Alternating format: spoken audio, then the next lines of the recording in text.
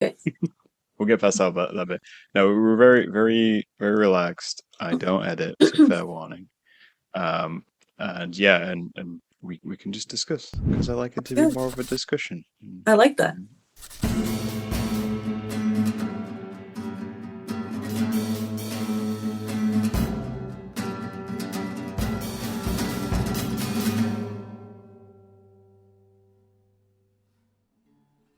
Love your ceiling, by the way. What's going on in your ceiling? I'm in my boyfriend's like original home, his family home, and this was the sister's room.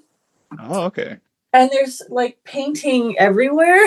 So Okay. it's now the sewing room. So I have this like little corner with like some nice light. I was like, perfect. This is my spot. Perfect. Oh, it's good. My background is just chaos today, so I need to desperately clean this room, but it's just not happening. So, Listen, sometimes it doesn't happen. That's okay. alrighty. Well, we'll get started. Welcome to the podcast. Thank you so much. I'm really happy to be here. Thank you for coming on. You were obviously you were a suggestion I was by other people, other by good people, which is good the people. best kind of suggestion.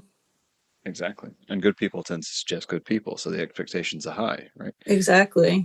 And you could just pop that link to the other video and just, that's how Oh it yeah, goes. you should be running the podcast. I shouldn't be but we'll start very simply, but also kind of a little bit complex. Okay. For the people out there, who are you? What do you do? What are you about? So, my name is Gianna Paniagua, and I like to introduce myself now as like a graphic medicine comics creator.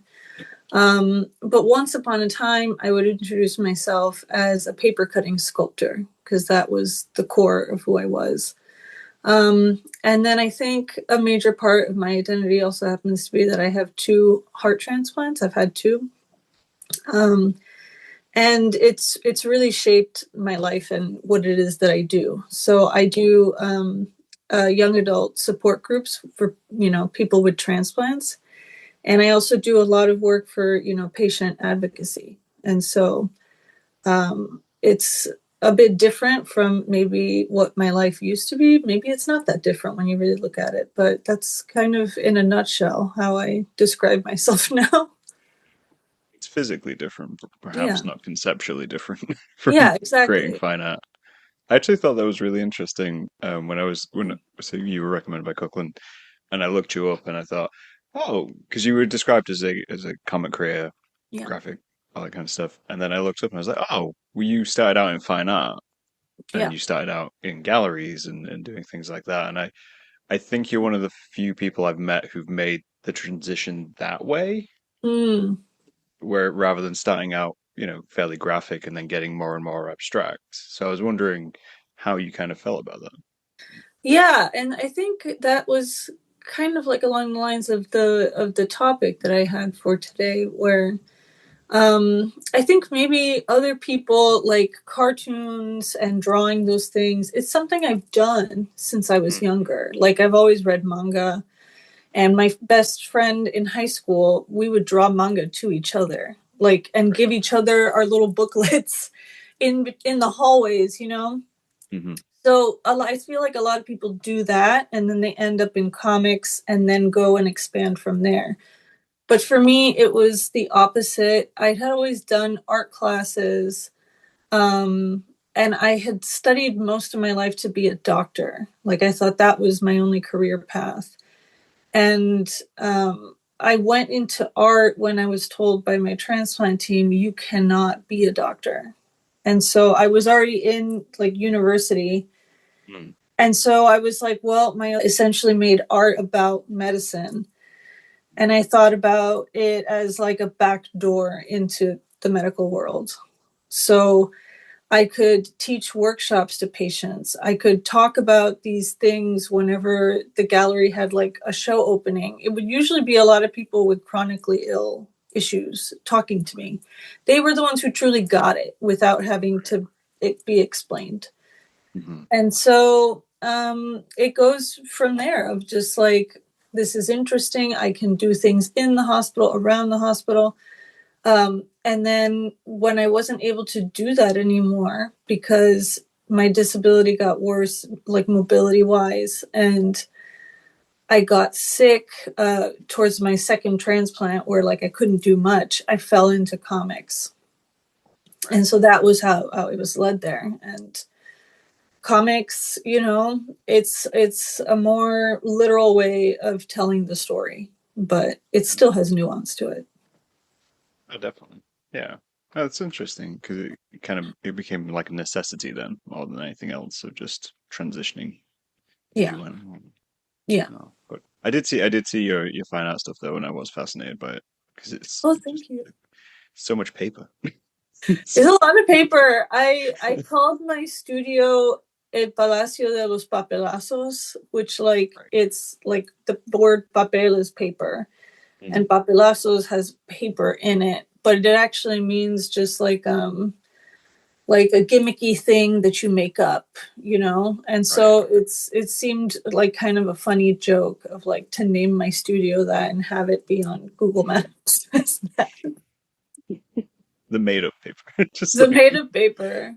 Uh, and but then they would be like these really like macho guys who wanted to, that claimed to be artists that wanted to put women down. They made just terrible work, and they would be like, "Oh, you're the paper girl," and I would be like, so much ridiculousness like that. I hate that, especially when it comes to art and like because I know quite a few people who work in different like craft like "Yeah, mediums, especially fabric and yeah, the history of kind of using fabric. And then when people see it and they're like, oh, yeah, but it's just craft. yeah." I'm always saying, yeah, the ridiculousness of it all.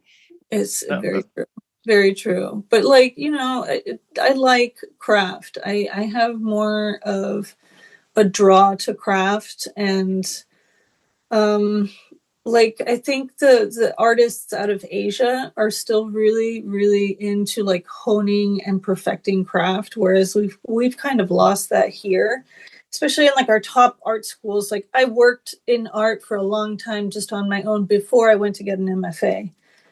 And when I got my MFA, I was like, I'm out. I'm done with art. Like I'm tired of this world. yeah, Because it was just there was a lot of like nonsensical stuff to it, and um, I just I liked the therapy of craft. I like what craft could do for the body and the healing aspect of it. And even when you went into like falling more and more into disability zone like I was, there was still crafts to kind of like uplift you and kind of keep you supported as at whatever stage you were at. interesting. It's interesting as well. You managed to find this kind of gateway into other people who have kind of chronic disabilities or chronic illnesses. Yeah. I think it's especially when it comes to art. I think a lot of people forget that that's needed, that connection is needed to Mm-hmm. that part of society because so much art is about bigger worldwide topics of like love and hate and all those kinds of things and needing that kind of lifeline. So it's quite unique in a way, Yeah. from what I've seen. Anyway, Yeah, thank you. I think they say that like I forget if it's like six or seven like topics that you can make art about. yeah. It's like love, religion, politics, something like that, and Mhm. everybody steals from one another, of course.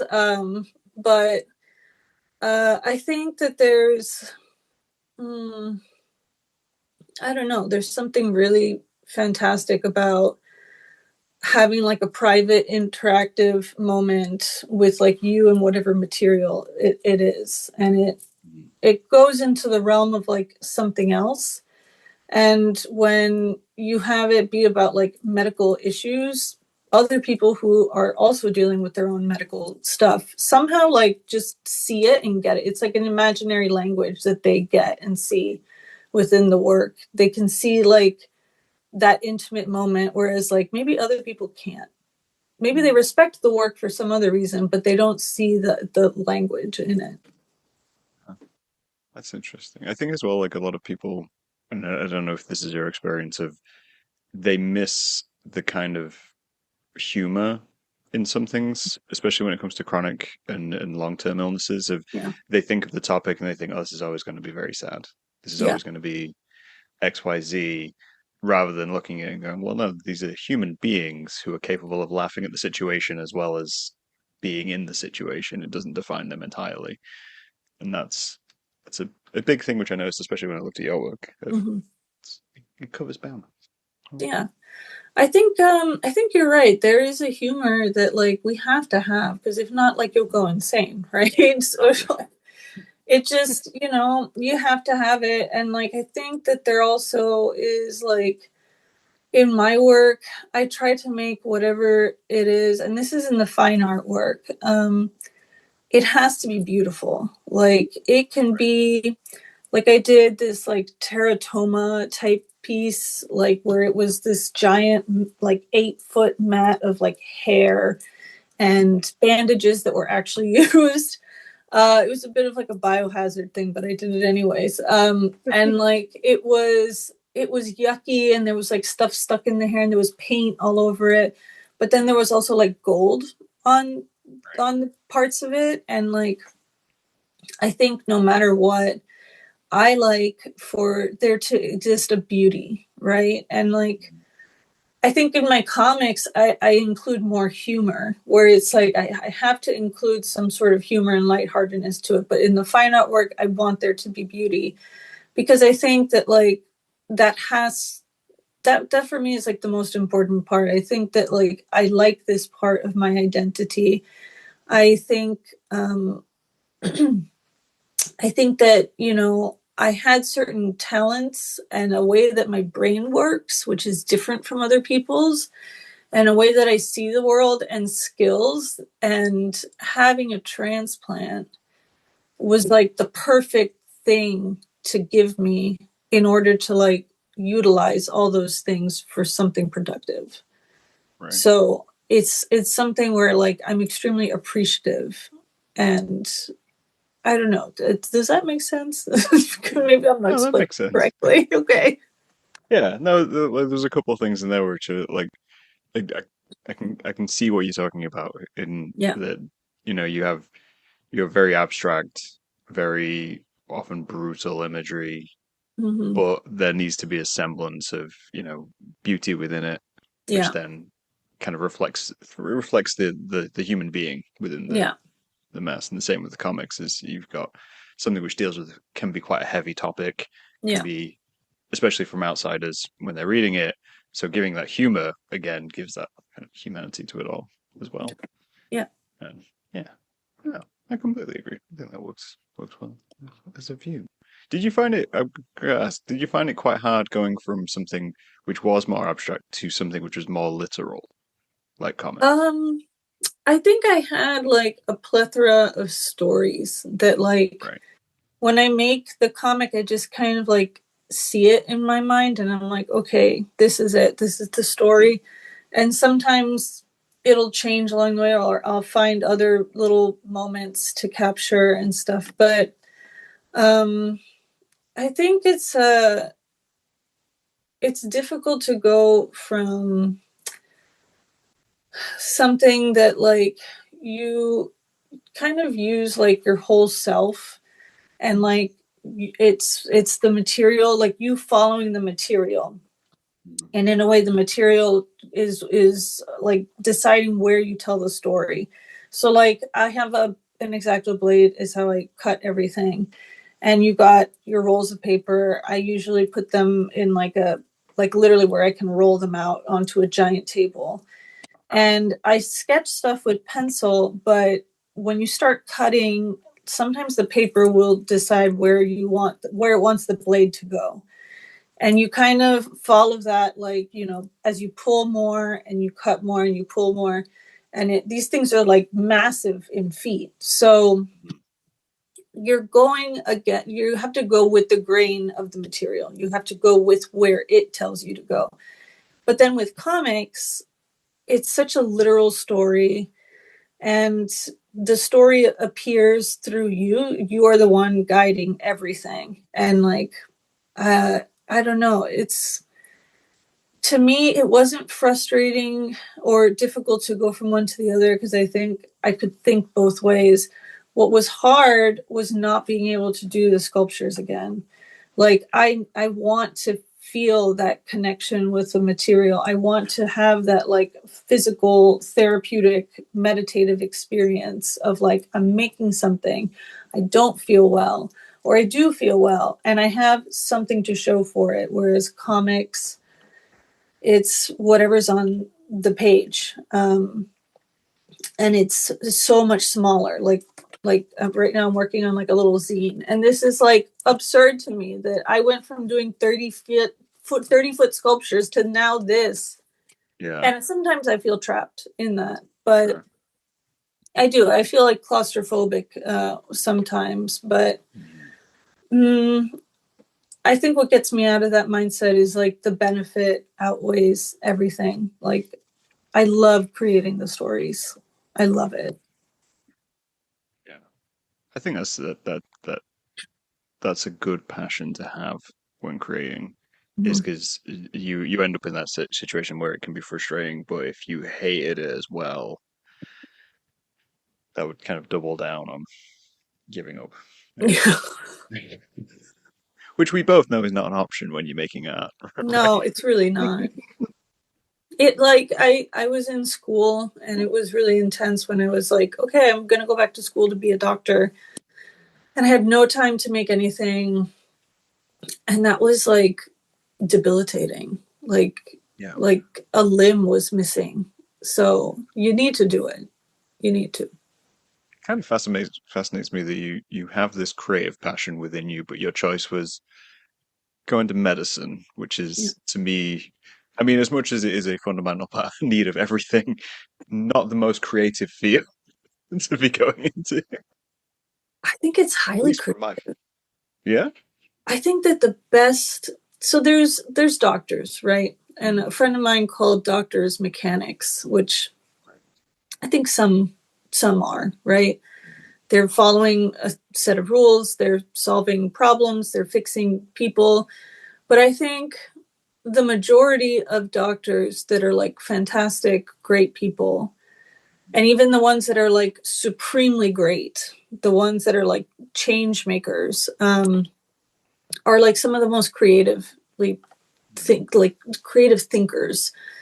Um, they're just creatively wired to think about problems and people and like actually people functioning in the world versus the treatment that you're giving them. You sometimes have to kind of get out there, and even the ones who are surgeons, it's like working with a material. They're having the intimate moment that they got to, cut and slice and figure it out and put everything back so precisely. Um, I think that there's an element of creativity there. Um, but that's just me. And I think I don't know, even seeing people who were going to become doctors, like in my post-bac program, it was like one of the top post-bac programs, and these were like the best of the best going towards medical school who were adults. They had different lives. Now they want to apply. They were all very creative thinkers, and a lot of them had some sort of art practice, whether it be writing or art making, or some of them just enjoyed crafting. And they they were just really amazing the way that they like approached and saw the world. So I kind of like that. I think I've thought of it. I always thought of kind of medicine as more as kind of like detective work, yeah. right? And like you say, like that requires a level of creativity and problem solving. Mhm. And I agree. I think regardless of field, most people have a creative outlet. Or Yeah. I mean, I think most people should have a creative outlet. Whether they allow themselves to is a completely different question Yeah. entirely. Always makes me a little sad when I meet someone who's in a very formal job and I ask them what they do, and they're like, "I don't do anything." I'm like, Yeah, I don't hold understand on. that. Yeah, I don't think I've been bored since like the second grade. There's always things to make, things to think about. when you're that age, it's just a resource situation more than anything else. You know, It's like no one's given me this, so I'm just gonna go play in the mud for a little bit because Yeah, that's exactly. available to me. Great time. Okay, so we said we were going to pick a topic live. Okay. So I'm curious what your multiple topics were. Well, I'll just go Things with you've been the thinking. final because I feel like some of them were too small, and so they all bound together in this idea of that I had, and this is how I like introduced myself was kind of like to lead into this conversation. So it's gone really well so far. Is I had a different practice, and because of X reasons, I had to leave it and go into comics. And there's all these different practices that I have. I have, writing, which is not shared, but it exists. It's there. I love it, and I would love to write a book one day. I do my comics, which I'm writing a graphic memoir right now. And I still just put out comics, and then I had and still somewhat have fine arts, and I understand the workings of the world in fine arts really well. Like I understand what happens socially, what is like the correct thing that people do, what are the big no-nos, and how you socially act in that world as a professional. And then writing just is completely different. And like publication, those social norms I don't understand yet. And I feel like that trickles over into comics where I have really fantastic mentors who are like icons in the field of graphic medicine and they're publishing and everything. But there's still social norms of like publication and comic producing for pay that I don't yet understand. And so it's trying to figure out like not only how I function with my body in these different practices, things that I lost, things that I gained, but also like functioning within these worlds is something that I still am trying to get my footing on. So that's a very large thing, but Yeah. I think that's actually a really great point of it's almost like the hidden layer to any field, yeah, especially as you say, the creative field. I yeah, think from the outside, it is that kind of view of, well, you're going to make art, you make art, right? You know, yeah, and then you've made your art, and you sit and you think, well, how do I, what do I do next? yeah, Do I just mail it to someone and hope they exactly. like it? Hope Like, for the best. you know, it's a conversation I kind of had with myself recently. I've been doing more painting bits and Yeah, thinking, well, I've made these paintings. They now just sit in my room, yeah. and how do you learn that, without trying and failing, I guess, in a way. There's mentoring, and then there's trying and failing, and then there's so many people that I know who they've got incredible talent. They're doing stuff, and they're like, I haven't done anything with it. Mm. And I thought about myself as a younger person. I had like taken one class where they taught me a little bit of the ropes of what to do. You got a gallery show. Here's how to hang something on a wall. Here's how to patch a hole. Turns out nobody's taught that. But like, besides that, I was like, okay, well, what did I do once I knew that? Like, how did I get a show? I was like the person cold emailing. I was, going to places and being like, "Hi, this is me." I'd go to gallery shows and introduce myself to people randomly. And that's something that my boyfriend and I talk about now. He's into poetry, which is a whole other world Yeah. that I don't understand. But he's into that, and so he was talking about, what do you have to like kind of go in there, like, and he's like, I guess you have to have a certain amount of audacity, Mm. and I'm like, yeah, there's inappropriate audacity, and then there's like I'm not doing anything, and then there's in between this like perfect level of audacity of like I'm going to kind of reach for the stars, sort of, not reach for the end of the universe, but reach for the stars here. And usually, like, that's what you have to be able to understand the social norms faster. besides somebody sitting you down and telling you everything. Yeah. I feel like there should be more maybe mentorship Yeah. within creative fields because it is one of those things of I think they say like you can get mentors, Yeah. but they are kind of people you run into accidentally unless you were already in like a system which allows for it Yeah. in a way. It's tricky. Yeah. I'm glad you mentioned the poetry scene as well because to me, from the outside, the poetry scene looks insane.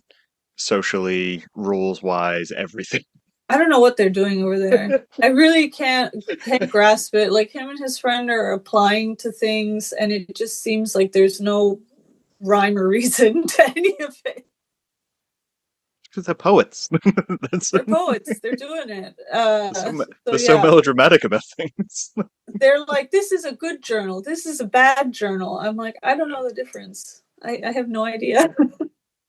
I see a lot of like small musicians and small bands for a few of my friends that make music, and it always seems the strangest situation, especially Yeah, as a visual artist, to look in and think how are you booking these shows? How are yeah. you affording these shows? Why is the price point what it is? And what money do you get from the door? How do you figure that out? And then you like yeah, and they look at us and like, no, I don't get what you do. It's very odd to me. The music world, that's like a black hole of I don't know what's going on over there. But I had a meeting with somebody yesterday. I'm very into just randomly emailing somebody and being like, I'd like to have virtual coffee with you, which is so much easier now. Or Mhm. like, hey, let's meet. Can I ask you a few questions about your work? And so it's worked out for me to get mentors that way. Like it's been really Mhm. helpful. I've done it in art, but it's even better in comics because I think comics, it's more of like a we want to help each other out and grow versus fine art world is extremely competitive. Like it's tough. But she was like, I'm an entrepreneur. Are you Mhm. getting paid for your work? And I was like, well, some of them no, but like some yes. And she asked me like point blank about one opportunity. I told her, she was like, how much are they paying you? How much are they paying you per session, per thing? And it was like, oh my goodness. It was just really jarring because it's like things that we don't talk about. But she was just like, okay, good. This is a good thing. And it was like, this is a person who is finally putting out there the important stuff. And she's like, you need to make sure to get paid.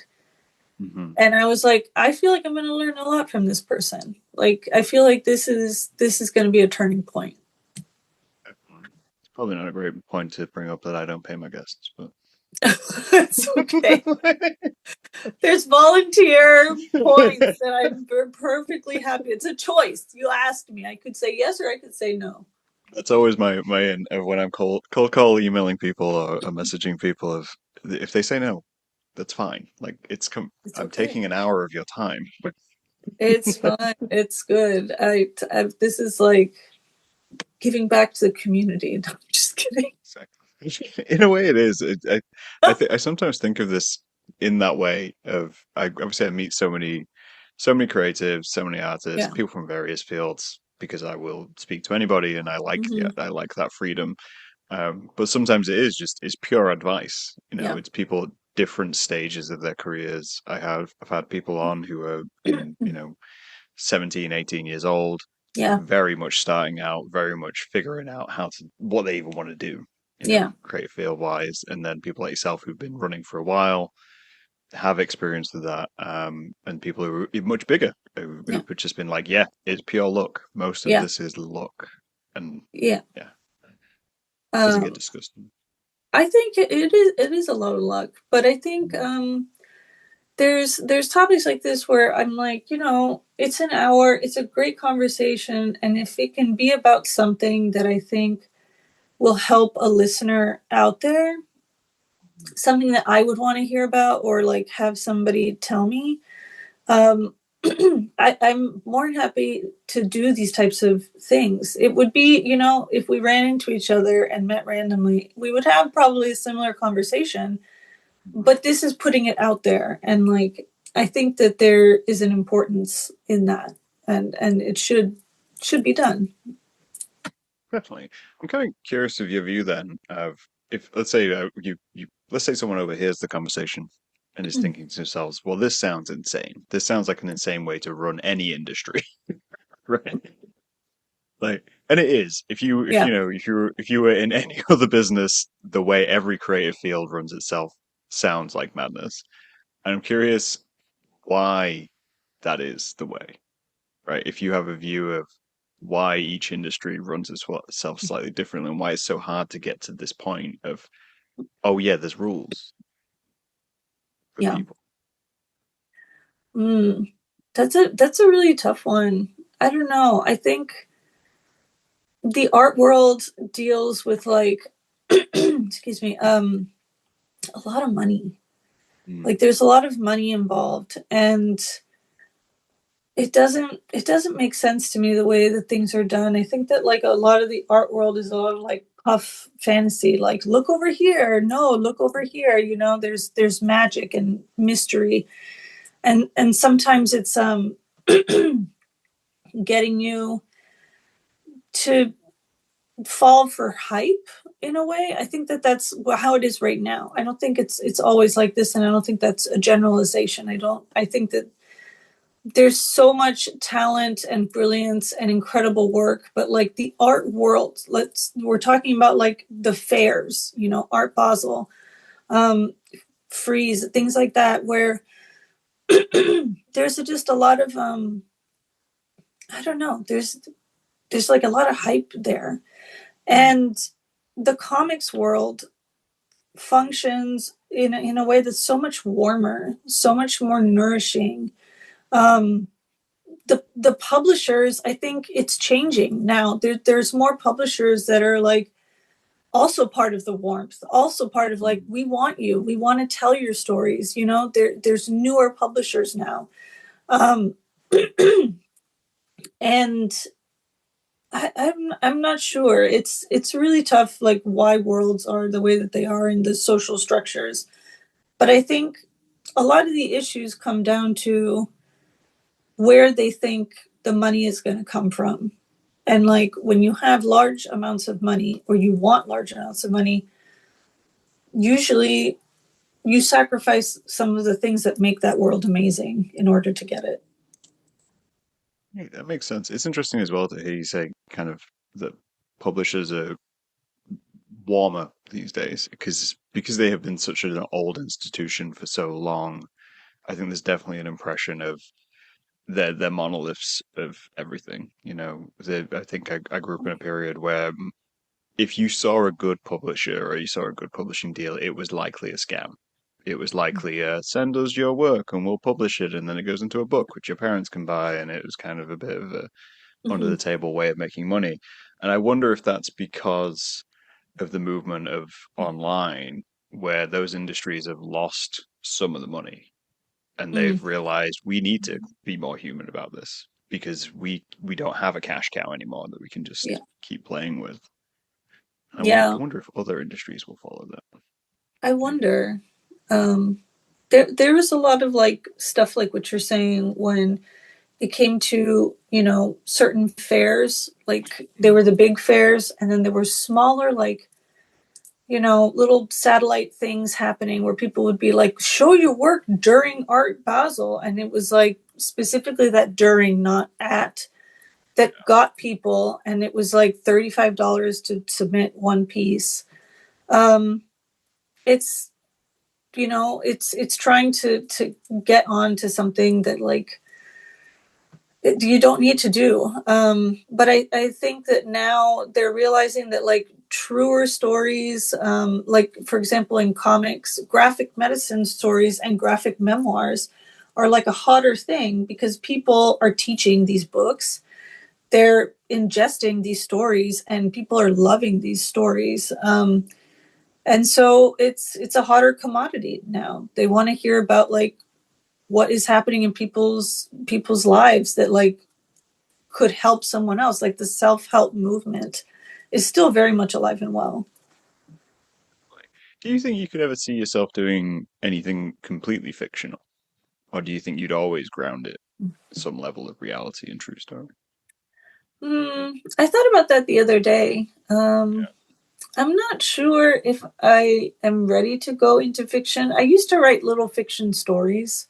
Mhm. Um, but I think that like I just go running back to nonfiction every time. And I think to myself that like maybe one day, like how suddenly the comic stories just kind of came into my brain and somehow like I was led into doing the type of paper sculptures I did, that like a fictional story will come to me and it'll just kind of happen, you know? But I think it hasn't happened yet. Inspiration will take you, Yeah. as Yeah. as is the artist way. I guess is the way. I Yeah. mean, yeah, that's it. Yeah, I think it's it's kind of like you say that I also feel like there's a level of journey which has to be taken, and I'd love Yeah. more transparency on this side of industry. Yeah. Um, but at the same time, there is the learning curve. I always say, kind of to art. This is a conversation I have with my brother oftentimes, is where we're saying, well, there should be more opportunities for artists, which is true. There should be more opportunities for artists. There should be more places to play, more places to people to see you. But I always follow it up with yes, but not everyone can be a successful artist Yeah. because it takes a level of dedication, a level of want Yeah. to kind of push through that until, like you say, you end up meeting that barrier of, oh yeah, why can't I do this thing? This is the way I've always done this thing. And it's because the industry's been set up in a way which it shouldn't do. Yeah, there needs to be more opportunities. But like I think a lot of people enjoy hearing in the way that like they ask me to do a lecture or something or an artist talk, like they want to hear about that journey portion. And it's not something we really get to see. We usually just see finalized work, a little paragraph or maybe a page on like their story, something about like, finding the infinite in the visceral, something really vague like that. And you're like, what does that mean? How did you come to this? I love this work so much, but like, how did you get here? What were the steps? And I think that that's like, especially when it comes to like people who are disabled artists or like making stuff regarding illness, that journey of making and like how you did it, how you physically came from like A to B, is something that people really want. Like they want to be led behind the scenes. They want to be on this journey. So I don't know. I hope that more people start doing that. And I think that in a way, like when you kind of start putting yourself out there as like, I'm gonna just start exposing these background points. I'm gonna just start talking about either in a lecture that I propose or a workshop that I propose about my craft. You can make your own opportunities that way. Like it's your way of just like kind of bursting through a wall, like the Kool-Aid man, and being like, I'm here, I have something to offer you, take it or leave it. And I think people would be surprised just how often it's take it. Conferences want to hear about it, galleries do, hospitals want to hear, just all these different places where like it doesn't have to be just a gallery, it doesn't just have to be a shelf at a bookstore, it doesn't have to be just one of those things. And in our current economy, it really can't be anymore. Uh, but yeah. Definitely. I guess maybe then would you agree with the idea that like a lot of artists hide their personal story, right? They hide what it took to get to a final piece because they're I don't know, I wouldn't say worried, but just they just kind of obfuscate it in a way and go, right, okay, well, no, this here's my piece. Look at the piece. The piece is the great thing. Yeah. Put it on a shelf. Love that. But outside of that, I don't know. There's maybe like a fear there a bit. I don't know why. I totally agree. I think they think it's not worthy, or they think like, Mm, this isn't the fine art way, or this right. isn't Yeah. like the proper writer way. Um, I think comic artists, they want to share somewhat more of their life, but maybe it's just because I'm in graphic medicine and it's an extremely personal comics world. But I can remember in undergrad I was told by my professor to be like, you need to take the transplant out of your work. You need to just be an artist. You can't be an artist with a transplant, or an artist making stuff about illness because you had illness. It just Mm, needs to be about the concept of illness. right. And I found that so horrifying, and it's like haunted me ever since. And I've talked about it like in multiple other spaces where I'm like, do not listen to advice like that. That is, it was like detrimental to me at the time because I was just really torn apart of like, oh my goodness, should I not be revealing? And if I don't reveal these things, then what kind of work, how do you take it out? I could not separate it. I could not separate one from the other because I thought it would be doing a disservice to the final work. I really did. And so that is how and that wasn't the first time really that happened, and it wasn't the last. Mm, So I yeah. think that's how things are being taught. Yeah. No, I would agree with that completely, actually. I think that there is, I mean, I have I have several issues with that as education, but one of them is you're taught how to represent yourself, right?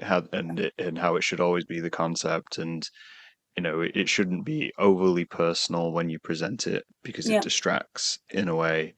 And I don't think that like fine art's the only industry which teaches that when it comes to music and anything like that. It's the Yeah. music, it's the band, nothing else matters. Yeah. But then in reality, when you think of how every product is sold within the world, it's usually because we take interest at the first thing we see, and then we get invested in the human being behind it and follow that and go, Yeah.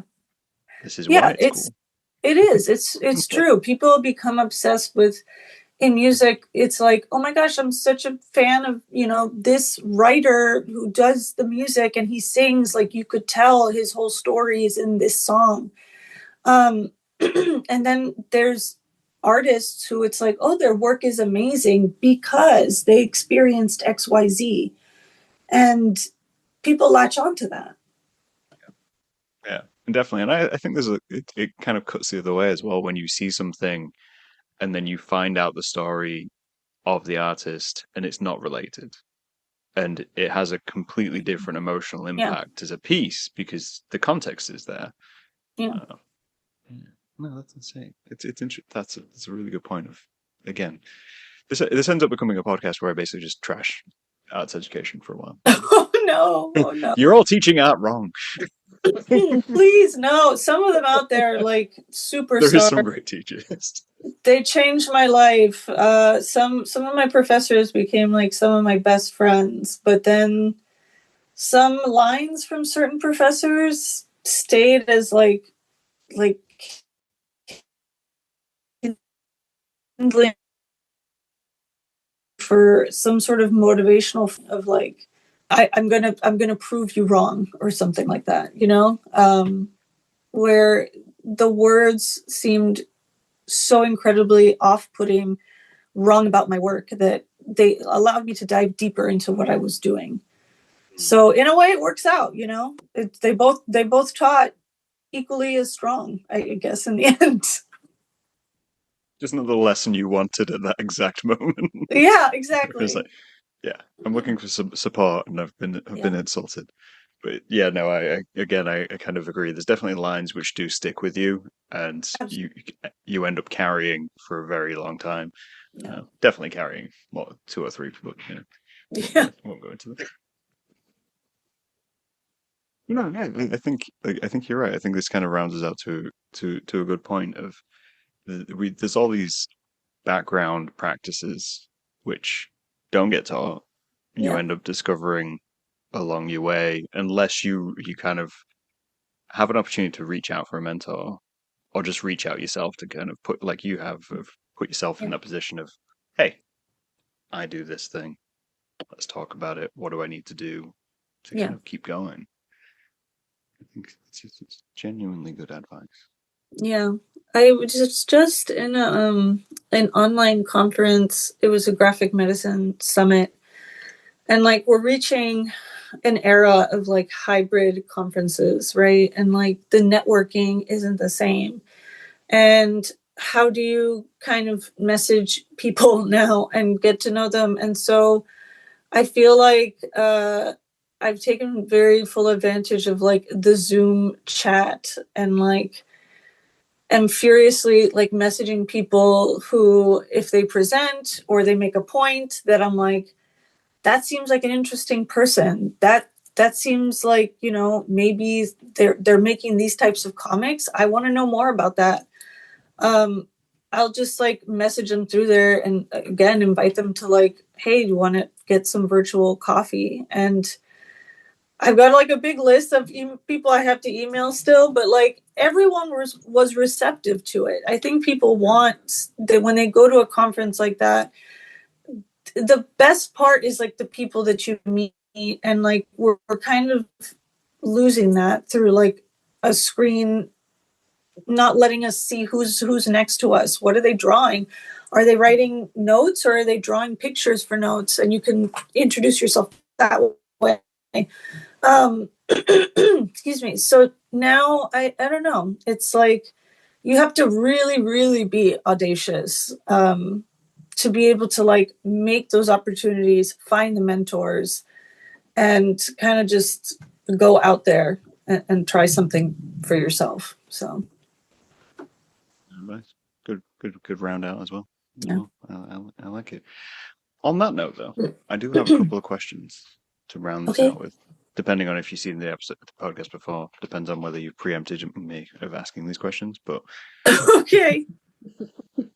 so outside of that, in the beauty of going out and being audacious in art, what is some truly great advice for Some people? truly great advice. Yeah.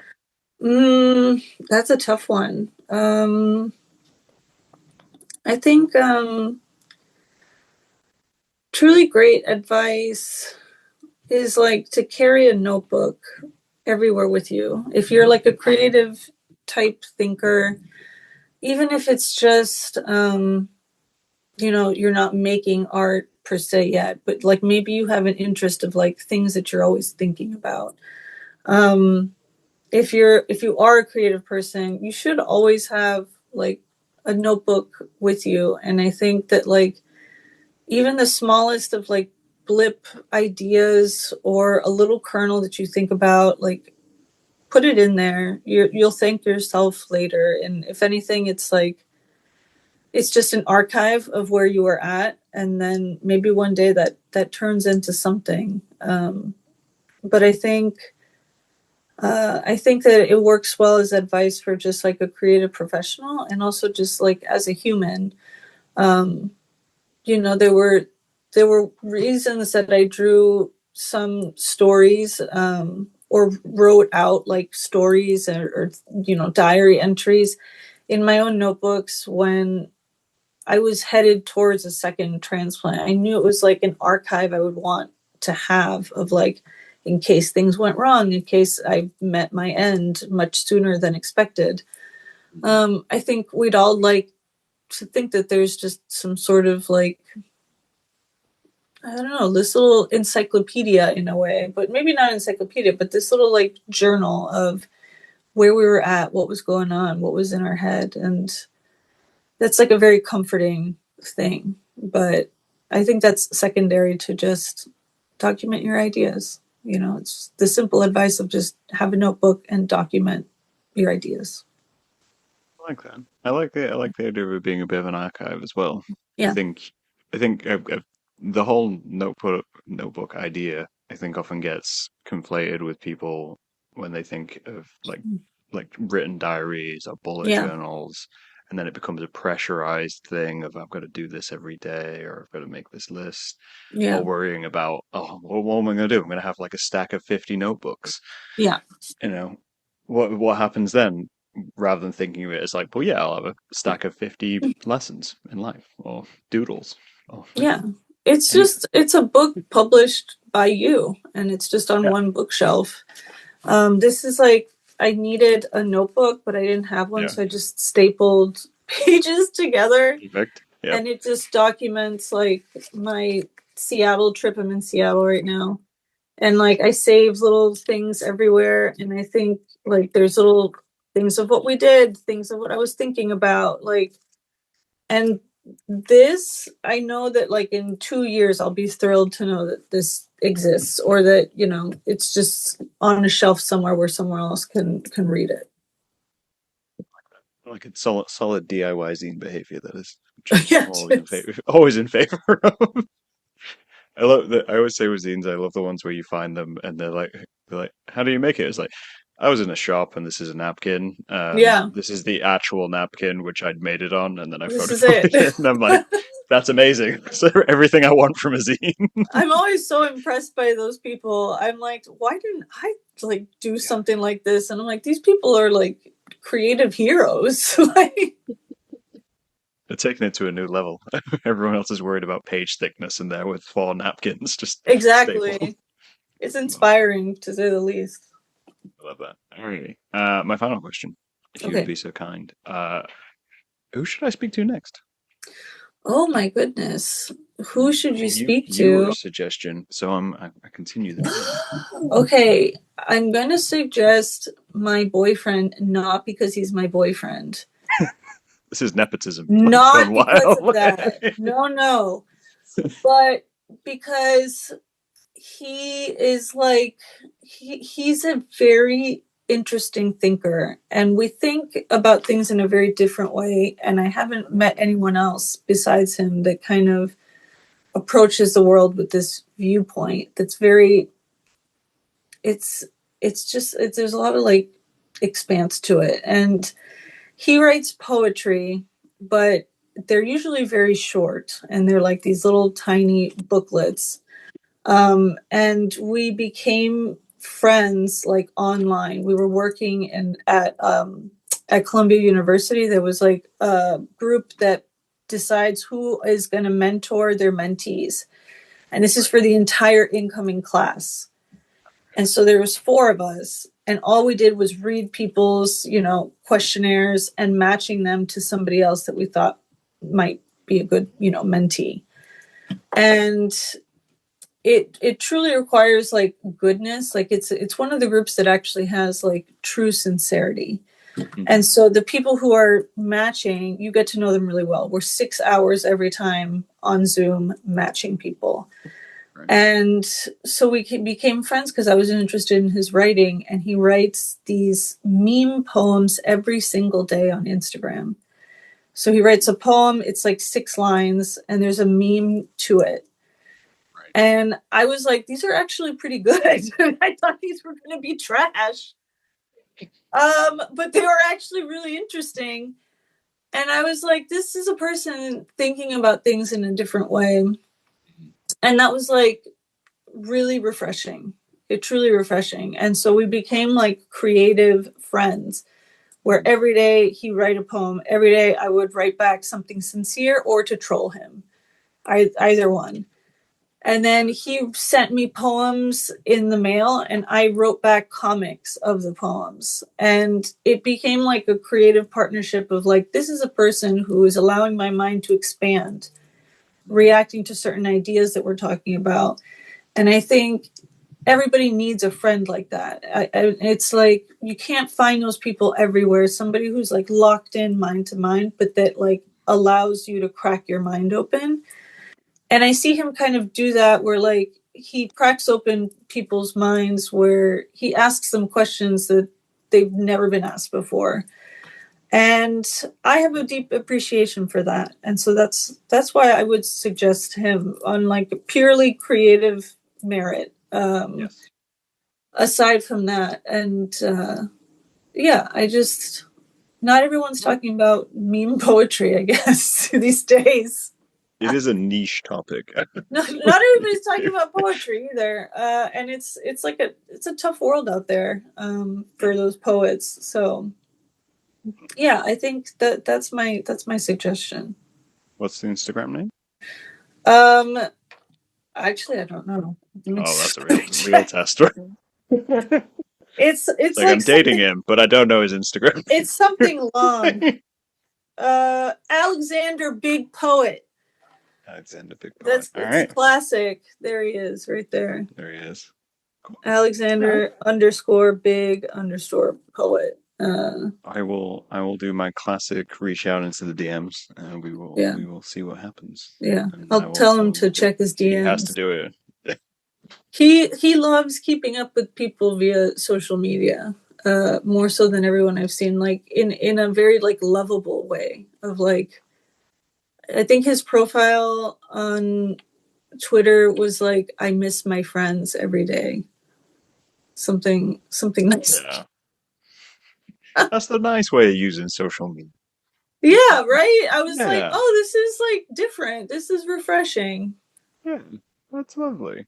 Yeah, Well, I'll reach out. We'll see what happens. But thank yeah. you for coming on and chatting with Thank me. you. Hopefully, it's been fairly painless and smooth. I thought it was lovely. I thought we had a good chat. We did have a good chat. We did, and we pulled the curtain back slightly, ever so slightly, on the world of everything which is nonsense of Yeah, art and there's a formal. lot of nonsense and be audacious. That's the final verdict. Just the final verdict. On that note, we will wrap it up, and we will All talk to right. these people later. Thank you. Thank you.